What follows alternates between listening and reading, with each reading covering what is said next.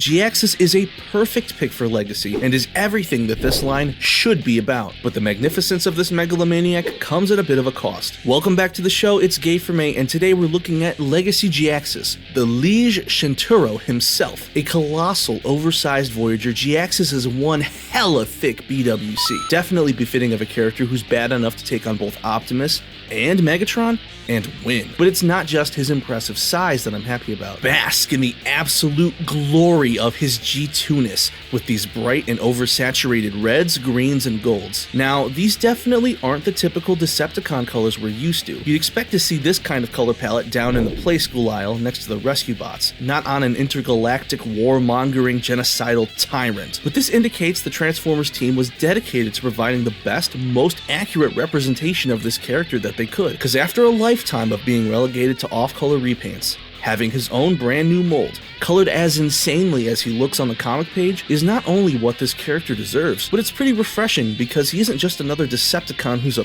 purple or a black guy. Whoa, whoa, whoa. Be cool, fellas. Some of my favorite characters are black guys. Read? We don't really do much read. He's mainly based off his appearance in the first issue of the series. Like a lot of the other new Decepticons in Generation 2, his proportions are somewhat more organic looking, but not without certain details that indicate his robotic nature. From the various pieces of kibble to the very intricate sculpting on the exposed wires in his legs, they've perfectly captured his absolutely sour grimace too. Megatron usually looks pretty mad, or at least kind of upset, but Jhiaxus looks pissed. Like if he bumped into somebody and they spilled their coffee on him, he'd retaliate by kicking their dog down a flight of stairs. It gives an intense sense of graveness to this character, perfectly befitting a villain from a series so edgy that the first issue featured a cover of Optimus Prime with several bullets lodged in his head. This ain't your daddy's Autobot. You know there's only like 2 years between the end of G1 and the start of G2, right? Even if you were born in that gap of time, you'd barely be able to form coherent sentences, let alone make any sense out of Simon Furman's magniloquent and melodramatic writing style. Comment below if you think Simon Furman is the Shakespeare of our generation. But speaking of that first issue again, in it you can see Optimus toting around a very specific style of gun. And what's weird is that this is the gun they decided to give Legacy Jhiaxus. Not once, but twice, as his Energon weapon is a smaller version of the same gun. Why did they decide to give Jhiaxus 2 copies of Optimus's gun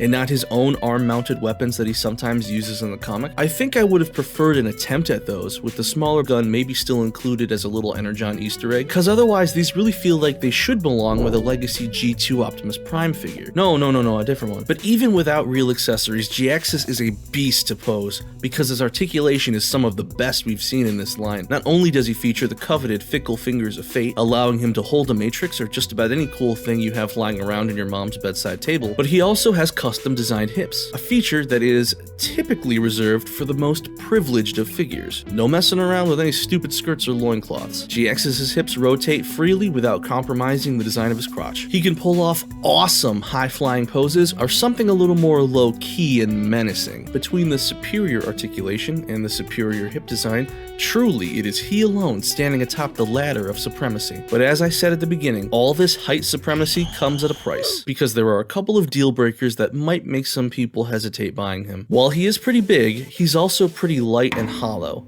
I think an argument can be made that they were very deliberate with their use of plastic, because on top of accomplishing his large size, he's also very gapless in robot mode, with the most noticeable ones being visible only from behind. This doesn't bother me much because of how extremely good looking the robot mode is, but the jet mode has me questioning whether it had as much effort put into it. Jhiaxus's jet mode is fine, in the way that losing a $5 bill is fine. In the comics, Jhiaxus turned into a spaceship with a kind of retro sci-fi vibe to it, and I guess they decided to lean more into the Ginger Seeker direction. They've revamped his alt mode so it kind of looks like an F-15, one that looks like it got pulled on too hard by an overeager trad wife on her wedding night, crossed with the flying machine from Chicken Run. Yo, Mel Gibson finna get that chussy. You would think when inventing a new vehicle mode, the designers would have flexed their unlimited creative freedom, but the poorly executed aspects of the design make this mode seem more consequential rather than something with a deliberate intention behind it. The hollow interior of the body is left exposed at the front of the jet, while the arms awkwardly hang underneath, tabbed in toward the rear, not even mentioning that they also cover up the figure's characters only stand port, so you have to move them from their already tenuous position to access it. This isn't to say that I have a problem with the appearance of the jet mode. It's definitely as distinct as the robot mode, but it comes off like it's a first draft, and if they're gonna spend the resources making a new alt mode at all, they should have spent more time making it as flawless as the robot mode. Seeing a character like Jhiaxus in mainline Transformers is kind of like catching a glimpse of Santa Claus on Christmas Eve, and luckily this time it's not your dad sneaking back into the house pissed drunk at 3 a.m.